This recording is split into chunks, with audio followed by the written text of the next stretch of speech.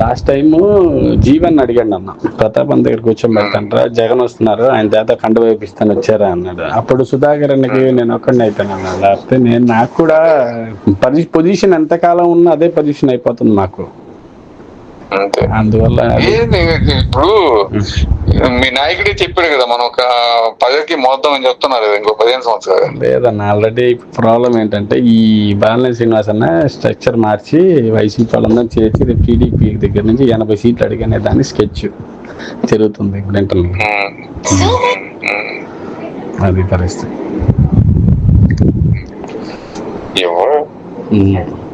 వాళ్ళెవ్వరు ఈయన తీసుకోడు, అడగడు.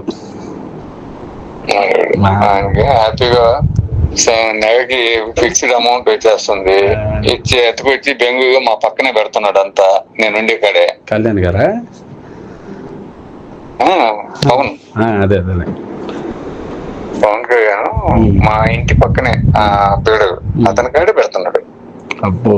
మొత్తం చిరంజీవి మొన్న వచ్చి 2 days ఉండిపోయాడు వాళ్ళ ఇంట్లో, అర్థమైందా? కానీ వీడు దొంగ నా కొడుకు అని తెలుసు కదా, ఆ దొంగ నా కొడుకే.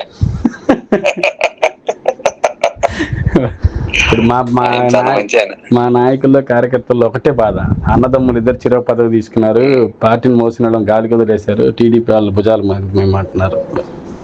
అంతే.